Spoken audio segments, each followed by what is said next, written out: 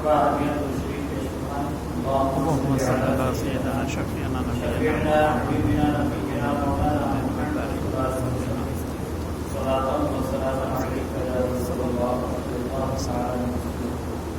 آج کا مطلب سخن ہے ذاتی زندگی سے متعلق آداب و سنت۔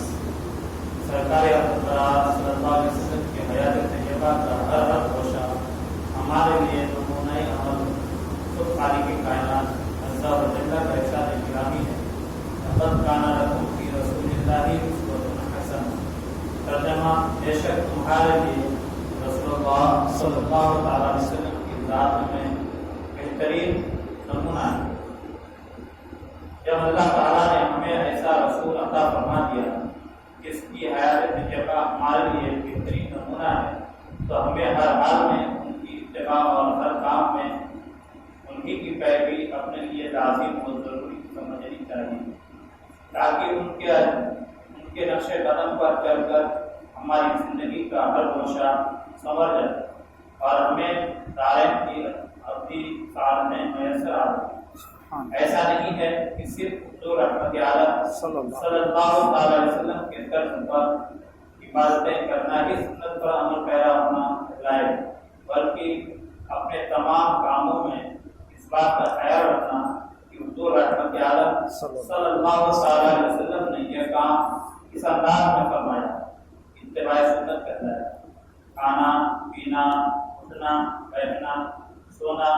جاگنا، تجارت، بیع و شراء اور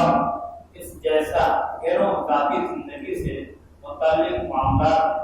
جن میں ہمارے لیے حضور رحمت عالم صلی اللہ علیہ وسلم کی حیات طیبہ مشعل راہ۔ بس ضرورت اس بات کی ہے کہ ہم اپنے دل میں سنتوں پر عمل پیرا ہونے کا جذبہ پیدا کریں اور اپنی زندگی کا ہر لمحہ سنتوں کے مطابق گزارنے کی کوشش کرتے رہیں۔ اسی میں ہمارے لیے دارین کی سعادت مندی۔ نیند سے بیداری، سرکار دو عالم صلی اللہ علیہ وسلم کے سونے اور بیدار ہونے کے حوالے سے متعدد روایتیں ملتی ہیں۔ ان میں سے چند روایتیں ذکر کی جا رہی ہیں۔ ہمیں چاہیے کہ ہم سنت سمجھ کر اسی کے مطابق سونے اور بیدار ہونے کی کوشش کریں۔ بیدار ہوتے ہی حضرت ابن عباس رضی اللہ تعالیٰ عنہ فرماتے ہیں کہ حضور رحمت عالم صلی اللہ علیہ وسلم بیدار ہونے کے بعد دونوں ہاتھوں سے چہرہ اور آنکھیں بند تھے۔ میرے پیارے آقا صلی اللہ علیہ وسلم کے پیارے دیوانوں، فطری طور پر ایسا ہوتا ہے کہ نیند سے بیدار ہونے کے بعد آنکھوں میں نیند کا کچھ اثر باقی رہتا ہے اور بارہا مزید سونے کی خواہش ہوتی ہے۔ اگر اس سنت مبارکہ پر عمل کر لیا جائے تو جہاں سنت پر عمل کا ثواب ملے گا، وہیں دنیاوی فائدہ یہ ہوگا کہ آنکھوں سے نیند کا خمار ختم ہو جائے گا اور طبیعت میں خود چستی اور نشاط پیدا ہوگا۔ احتیاط ضروری ہے۔ حضرت جابر رضی اللہ عنہ سے روایت ہے کہ رسول اللہ صلی اللہ علیہ وسلم نے لوگوں کو ایسی چھت پر سونے سے منع فرمایا جس میں منڈیر نہ ہو۔ منڈیر مطلب چاروں طرف سے گھرا ہوا ہو، جس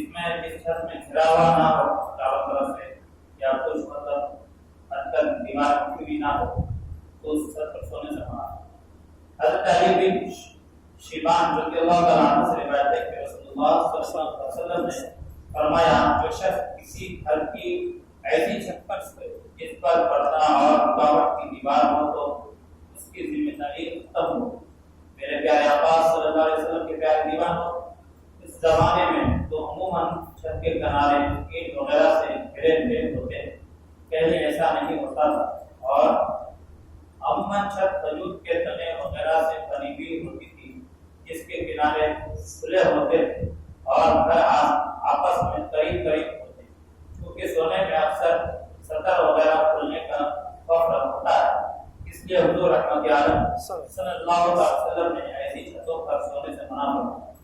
جن کے کنارے کھلے ہوئے ہوں، تاکہ سطر وغیرہ کے معاملے میں احتیاطی نہ ہو۔ یا تو اس کی وجہ یہ ہے کہ جس چھت کے کنارے دیوار وغیرہ سے گھرے ہوئے نہیں ہوتے ان سے سونے والے کے گرنے کا خوف ہوتا ہے،